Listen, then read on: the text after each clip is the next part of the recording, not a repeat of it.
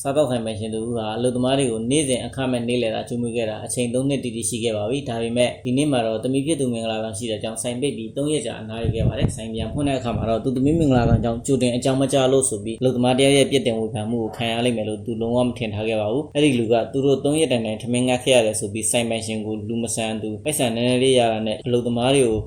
ုအထင်သေးသူလို့ဒေါသကြီးဆဲဆိုခဲ့ပါတယ်ဒါကိုကြားလိုက်ရတဲ့ဟာဆိုင်ရှင်ဟာချစ်ချင်းဒေါသထွက်သွားပါတယ်ဆိုင်တကားမှာပိတ်မဲ့အကြောင်းကြောညာစာကတ်ထားပြီးသားလို့သူကရှင်းပြအိမ်မဲ့အဲ့ဒီလူကတော့နားမထောင်မဲ့ဆိုင်ပိုင်ရှင်သမီးမင်္ဂလာဆောင်တော့သူတို့နဲ့ဘာမှဆိုင်ကြောင်းသူတို့ကိုတောင်မင်္ဂလာပွဲဖိတ်ကြားခြင်းမရှိခဲ့ကြောင်းပြပြသားပြောဆိုပါတယ်သူကပြောရင်းနဲ့ဆိုင်ရှင်ကိုစော်ကားလာပါတယ်မိမိကူညီခဲ့ဘူးတာတွေဒီလိုမျိုးဖြစ်လာလိမ့်မယ်လို့ဆိုင်ပိုင်ရှင်ကစိတ်ကူးတောင်မြင်ခဲ့ဘူးပါဘူးလွန်ခဲ့တဲ့3နှစ်ကဆောင်းတွင်းအေးဒဏ်နဲ့မှဒီလူဟာဆိုင်ရှိမှာထိုင်ပြီးပေါင်မုံကြောက်စားနေတာကိုဆိုင်ပိုင်ရှင်ကမြင်တွေ့ခဲ့လို့စေနာထားပြီးဆိုင်နဲ့ဖိတ်ကအခမဲ့နေလဲတာကျွေးမွေးခဲ့တာပါဒီလိုမျိုးထမင်းဝအောင်မစားနိုင်တဲ့အလုပ်သမားတွေအများကြီးရှိတယ်ဆိုတာသိလိုက်ရတဲ့အခါဆိုင်ရှင်ကသူတို့ကိုနေ့စဉ်အခမဲ့ကျွေးမယ်လို့ကတိပေးခဲ့ပါတယ်အစားပိုင်းမှာတော့အလုပ်သမားတွေဟာကျေးဇူးတင်ကြရမယ်အချိန်ကြာလာတာနဲ့အမျှသူတို့ဟာလေးစားမှုမရှိတော့ပဲကျေးဇူးတရားကိုမေးရောလာအောင်နဲ့မကဆိုင်တွေကပစ္စည်းတွေကိုပါခိုးယူလာကြပါတယ်ပိုင်ရှင်ဟာဒါအောင်မြင်ပြီးဒေါသထွက်ပေမဲ့ကုသိုလ်လုပ်နေတာဆိုပြီးမတားဆီးခဲ့ပါဘူးဒါပေမဲ့သူ့ရဲ့စေတနာဟာအခုလိုအနိုင်ကျင့်စော်ကားခံရတဲ့အထိပြန်ပေးစားရလိမ့်မယ်လို့မထင်ထားခဲ့တာကြောင့်ဒီလူပေါ်မှာလုံးဝစိတ်ပြည့်သွားခဲ့ပါတယ်အကြခင်မှာပဲသူတို့အငြင်းပွားတဲ့နေကြောင့်လမ်းတော်လမ်းလာတွေသတိယူမိလာပါတယ်ဒါကိုမြင်တဲ့အခါဒီလူဟာအမှန်တရားကိုလိမ်ညာပြီးလူများရှိမှပိုင်ရှင်ကိုစတင်ပုတ်ခတ်ပါတော့တယ်ပိုင်ရှင်ဟာနေတိုင်းအခမဲ့ကျွေးမယ်လို့ကတိပေးထားပြီးအခုတော့ကတိဖြစ်တယ်အလုပ်သမားတွေငမ်းမငတ်ကိုဂယူးမဆိုင်ပဲစိုင်ပိတ်ထားတယ်လို့ဆွဆွဲတဲ့အပြင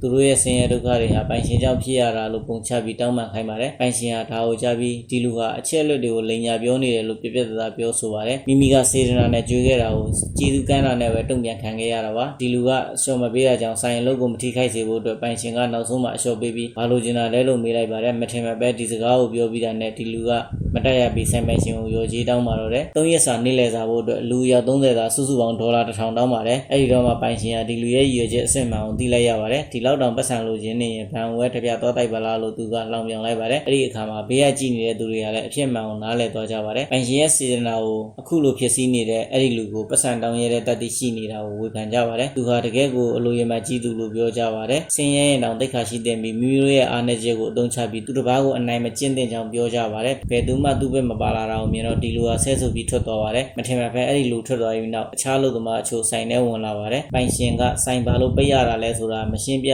သေးခင်မှာပဲသူတို့ကစတဲ့အပြစ်တင်ကြပြီးအလုပ်ရှိသေးလို့အစားအသောက်အမြန်ချပေးဖို့ပြောကြပါတယ်ဒါပေမဲ့စားတော့ပြီးတဲ့အခါမှာတော့ထုံးစံတိုင်းဆိုင်ကပစ္စည်းတွေကိုခိုးကြပြန်ပါတယ်ဒီတစ်ခါမှာတော့ပိုင်ရှင်ကအလျှော့မပေးတော့ပါဘူးသူတို့ကိုပိုက်ဆံပေးဖို့တောင်းတယ်မကဒါဟာစီးပွားရေးလုပ်ငန်းတစ်ခုဖြစ်ပြီးအလကားပေးတဲ့ဆိုင်မှုကြောင့်ပြောလိုက်ပါတယ်သူတို့ရဲ့ရင်ဆိုင်တဲ့အပြုအမူကိုထောက်ပြခံရတာကြောင့်သူတို့အားလုံးပစ္စည်းတွေကိုပစ်ချပြီးဆိုင်ရှင်ဟာကစီနဲ့သူဖြစ်ကြောင်းဆွဆဲကချိန်သေးကြပါတယ်ဒီတော့မှဆိုင်ပိုင်ရှင်ဟာသူတို့ရဲ့ဇယိုင်းအမှန်ကိုသိသွားတာပါသူဟာအခမဲ့ကျူမွေခဲ့တာတွေကိုချက်ချင်းရဆိုင်ဖို့ဆုံးဖြတ်လိုက်ပြီးဆိုင်ရှိကဆိုင်မှုကိုလည်းဖြုတ်ချလိုက်ပါတယ်မထင်မှဖဲနောက်တစ်နေ့မှာပြဿနာရှာခဲ့တဲ့ဒီလူဟာသူ့အဖွဲ့နဲ့အတူပြန်လာစားပါတယ်ပိုင်ရှင်ကမလွဲတာပဲသူတို့ကိုအစားအသောက်ကျွေးလိုက်ပါတယ်ဒါပေမဲ့အခြေအနေပြောင်းသွားတာကိုမသိတဲ့ဒီအဖွဲ့ဟာစားတော့ပြီးပြန်ကနေမှပိုင်ရှင်ကသူ့စီသွားပြီးကြားတဲ့ငွေပေးဖို့တတိပေးလိုက်ပါတယ်နောက်သူ့ဆိုင်မှာအခမဲ့နေလဲတာကျွေးတော့မှမဟုတ်ဘူးလို့လည်းပြပြသားသားပြောလိုက်ပါတယ်အဲ့ဒီလူကတော့ပိုင်ရှင်ဟာအားလုံးစီကပတ်စံရခြင်းတော့နဲ့ပဲသူ့ကိုမှအတိမပေးပဲအခမဲ့ကျွေးရဲ့ဆိုင်ဘုတ်ကိုတမင်ဖြုတ်လိုက်တာလို့ထင်နေတာပါဒီစကားကသူ့အဖွဲ့ရဲ့ထောက်ခံမှုရခဲ့ပေမဲ့ပိုင်ရှင်ကတော့လုံထုံးလုံနေတိုင်းတရားဝင်လုပ်ကိုင်နေတာဖြစ်ပါတယ်သူဟာဘယ်သူ့ကိုမှအတိပေးဖို့တောင်းဝန်မရှိပါဘူးဒီလူသမားတွေကတော့ပတ်စံမပေးရစားနေကြတာဖြစ်လို့ဒါဟာတရားမဝင်ပါဘူးပိုင်ရှင်ကပတ်စံတောင်းတာကိုဇွတ်အတွင်းလုပ်နေတာမြင်တဲ့အခါဒီလူက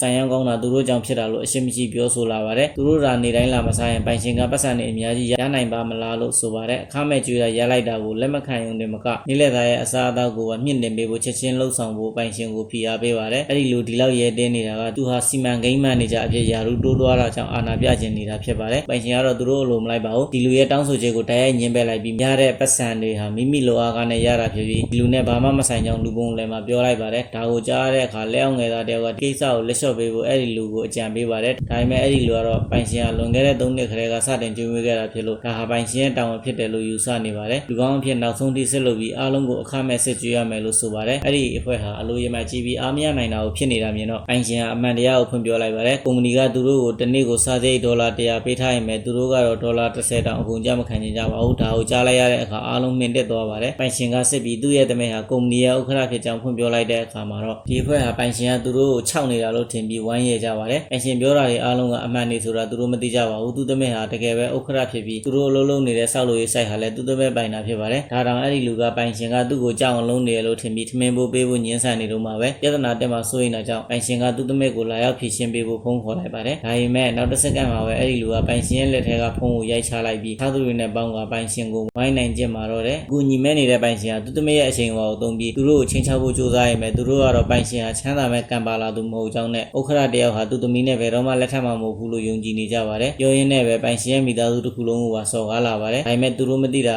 ကတစ်ဖက်မှာဥက္ခရာကစကားလုံးတိုင်းကိုကြားနေရတာဖြစ်ပါတယ်ဒါတောင်သူတို့ကဂယူးမဆိုင်ပဲပိုင်ရှင်ကိုဝိုင်းပြီးရိုက်နှက်ဖို့ကြံစီနေကြတာပါ